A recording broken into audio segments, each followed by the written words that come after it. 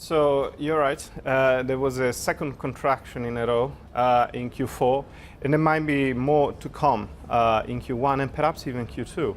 Conte himself, the Prime Minister, said that they expect a recovery only in the second half of the year. That would mark 4 quarters of contraction. That will go beyond the technical recession What definition. bearings is that going to have on the political situation right now? We know they're in this slightly shaky coalition of sorts between the left and the right. We've got the European parliamentary elections coming up in May.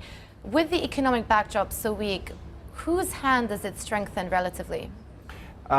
In theory, the entire political spectrum is moving in favor of Salvini, but it needs to be careful because if the name of Lega in government is associated with recession, contraction, bad economic number, bad policies, at that point it becomes difficult to bear, and especially for a person that aspires to become prime minister for the years to come in a different coalition, a center-right coalition, and therefore his name cannot really be associated with these bad economic numbers. Now, Brunello, back in December, I read one of your notes, and then you were advocating getting long in BTPs. And since then, we have seen a bit of a snapback in the periphery bond space, but now there's more bad news on the economic data front. I just want to point out that today, Italy have come out with a new 30-year bond, and that has attracted orders of over 26 billion euros. So why are investors still buying into the story, even though there are so many flashing signs, warning signs out there, politically and economically?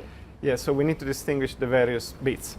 So back in December, before a deal with the EU Commission was reached, but when that deal seemed coming, for us it was a good tactical entry point for the BTP bond spread. You know, 315, and we could see that going down. And in fact, it went down to around 240. So a tactical long could make sense, and it did make sense.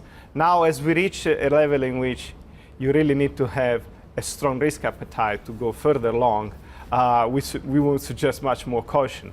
In terms of the primary market, though, we shouldn't forget that Italian bonds still kind of yield quite a bit much higher than other bonds, 370% at 30-year maturity. So it could be a good investment in spite of the political turmoil on the medium terms horizon, considering the bund is back to 0 again. Lots of potential minefields, though, over a 30-year Exactly. horizon. Let's broaden this out, though. Yesterday, I got into a bit of a Twitter war with someone about the definition of a recession and whether or not Eurozone is headed towards a recession. Certainly, we've had very weak PMI numbers, and certainly the backdrop is slowing.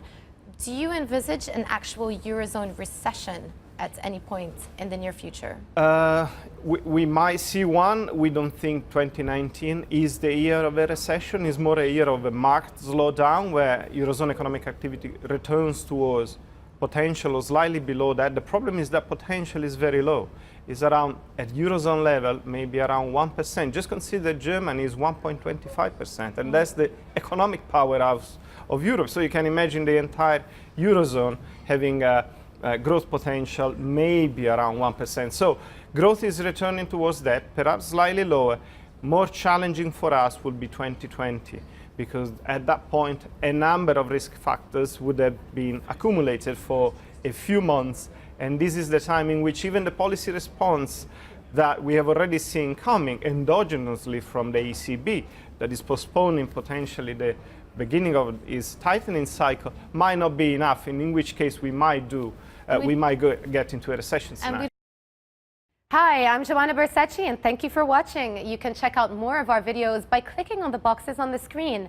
And don't forget to subscribe to our channel for more from CNBC International. Thank you for watching.